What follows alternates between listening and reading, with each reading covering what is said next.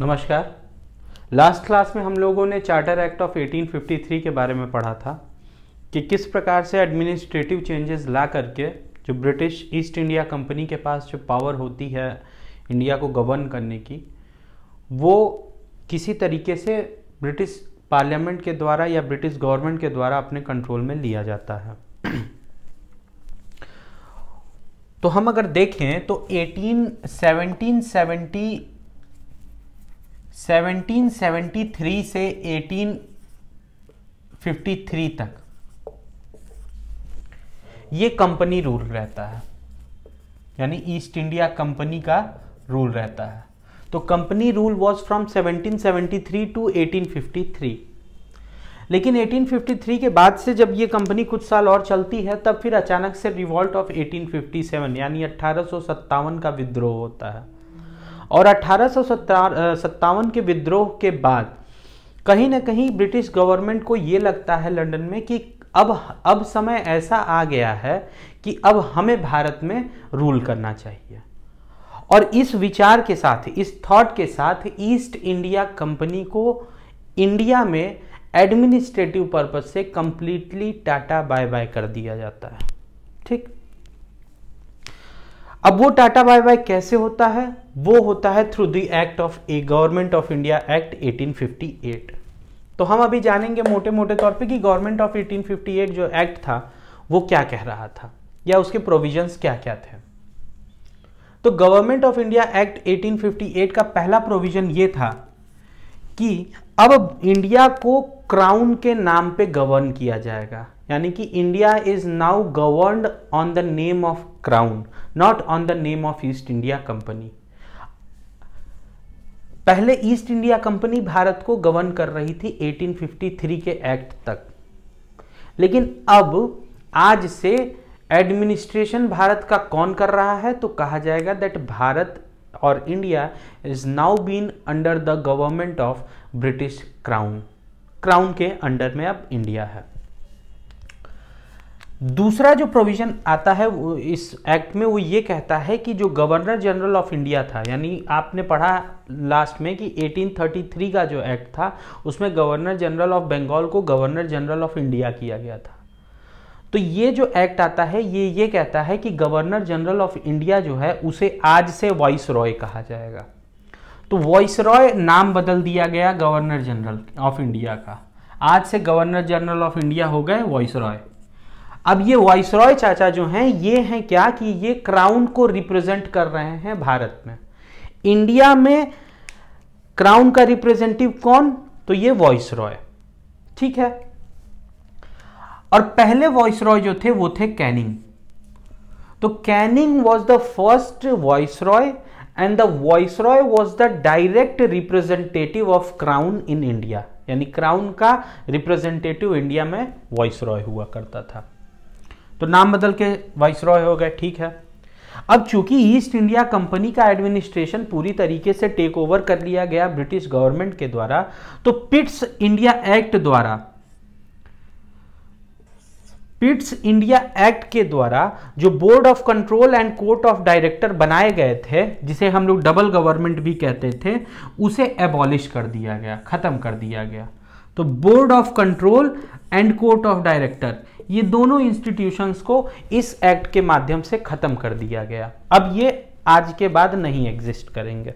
ये आए किससे थे? ये आए थे पिट्स इंडिया एक्ट, ये याद रखिएगा। अच्छा, वाइसरॉय के अलावा, अब वाइसरॉय कहां है? तो वाइसरॉय तो भारत में रहेंगे। लंदन में क्या किया जाता है कि लंदन में एक पर्सन को सेक्रेटरी ऑफ इंडिया डेजिग्नेट किया जाता है। अब ये सेक्रेटरी ऑफ इंडिया जो हैं इनका काम क्या रहता है कि जो भी एडमिनिस्ट्रेटिव कंट्रोल इंडिया के ऊपर करना है वो कमांड करके वाइसरॉय से उस कार्य को करवाएंगे। यानी कि the whole administrative control of India was directly under control of secretary of India. और ये सेक्रेटरी ऑफ इंडिया कौन होता था? मतलब ऐसे काम होता था कि सेक्रेटरी ऑफ इंडिया आदेश देगा, वो आदेश जाएगा वाइसरॉय को, और फिर वाइसरॉय जो है वो अपने स्तर पे इंडिया में काम करेगा। तो सेक्रेटरी ऑफ इंडिया का ऑफिस था लंदन में। ये आदेश देते थे वॉइसरॉय को।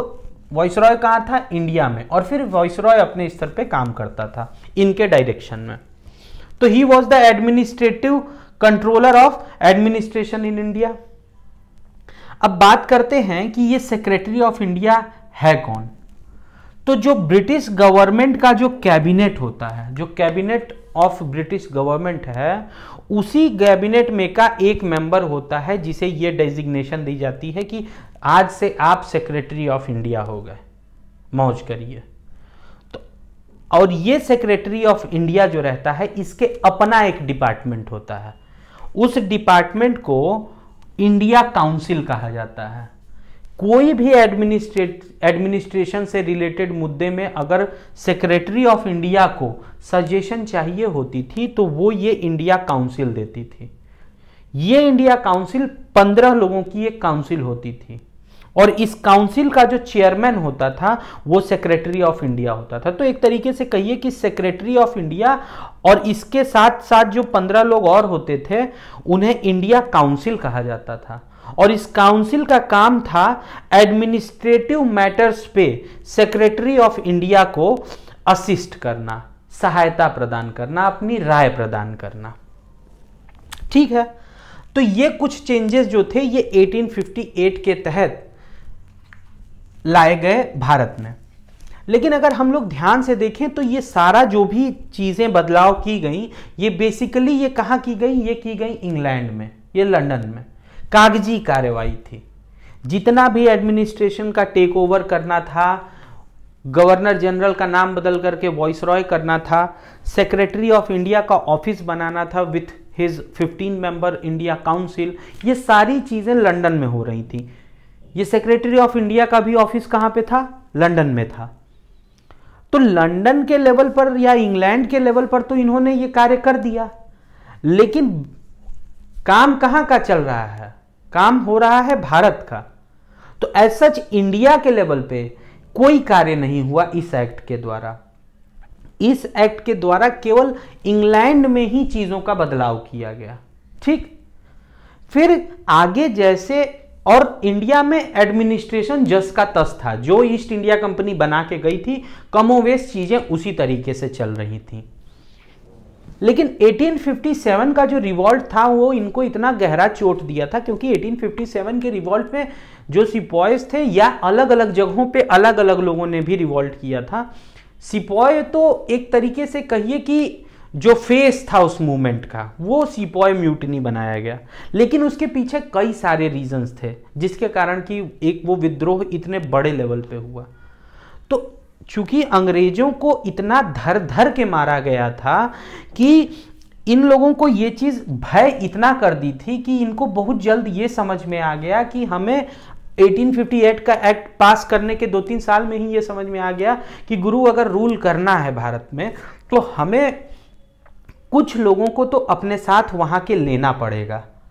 ऐसे लोग जिनका समाज में पहुंच हो, ऐसे लोग जो कि जान रहे हो कि इंडियंस किस हिसाब से सोचते हैं, और फिर हम लॉ इस तरीके से, कोई भी कानून इस प्रकार से बनाएं जो कि इंडियंस के सेंटीमेंट को हर्ट ना करे। तो उसके लिए क्या है जरूरी कि जो लॉ मेकिंग बॉडी है भारत में, यानी गवर्नर जनरल्स लेजिस्लेटिव काउंसिल, तो जो लॉ मेकिंग बॉडी है उसमें हम और इंडियंस को इंक्लूड करें। और चूंकि गवर्नर जनरल ऑफ इंडिया को अब से वॉइसरॉय कहा जाने लगा और वॉइसरॉय जो थे उनकी लेजिस्लेटिव काउंसिल में 3 लोगों को और ऐड किया गया, इंडियंस को। क्यों? ताकि लॉ बनाने में हम इंडियंस के सेंटीमेंट को हर्ट ना करें और हमें एडमिनिस्ट्रेशन करने में इजी रहे। तो वो जो 3 लोगों को पकड़ा गया कि चलिए भैया आप काउंसिल में चलिए, हमारी मदद करिए, उनमें पहले थे राजा ऑफ बनारस, फिर किंग ऑफ पटियाला और सर दिनकर राव। इन 3 लोगों को वॉइसरॉय की लेजिस्लेटिव काउंसिल में इंक्लूड किया गया। ठीक, साथ ही साथ ब्रिटिश गवर्नमेंट को यह भी रियलाइज हुआ कि जो ईस्ट इंडिया कंपनी ने 1773 से 1853 तक पावर का सेंट्रलाइजेशन किया, यानी पावर को केवल एक जगह पे केंद्र कर दिया, इसकी वजह से भी विद्रोह हुआ। और आगे इस प्रकार के विद्रोह ना हो, 1857 टाइप पिटाई फिर से ना हो, इसलिए उन्होंने क्या किया कि जो ईस्ट इंडिया कंपनी ने पावर को सेंट्रलाइज किया था, उसको ब्रिटिश गवर्नमेंट ने डिसेंट्रलाइज करने का प्लान किया कि अब इसको हम डिसेंट्रलाइज करें। और इन सारी चीजों को मद्देनजर रखते हुए ब्रिटिश पार्लियामेंट ने एक्ट ऑफ 1861 लाया। ठीक, तो 1858 के ठीक 3 साल बाद ही एक्ट ऑफ 1861 आता है। तो एक्ट ऑफ 1861 में पहला पॉइंट जो कहा जाता है वो ये कि more Indians to be allowed in law making, ज्यादा से ज्यादा इंडियंस को आप लॉ मेकिंग में, यानी वाइसरॉय की लेजिस्लेटिव काउंसिल में आप इंक्लूड करिए। और राजा ऑफ बनारस, राजा ऑफ पटियाला और सर दिनकर रॉय, इन 3 लोगों को उस लेजिस्लेटिव काउंसिल में नॉन ऑफिशियल मेंबर की तरह इंक्लूड किया जाता है कि आप अपनी राय मशवरा दीजिए। अब मैं आपको बताया कि चूंकि centralisation of power East India company दबा के कर रही थी, कुछ लोगों के हाथ में पूरी पावर को दे देना, इस चीज को मद्देनजर रखते हुए ब्रिटिश गवर्नमेंट सोचती है कि अब हमको पावर का डिसेंट्रलाइजेशन करना चाहिए।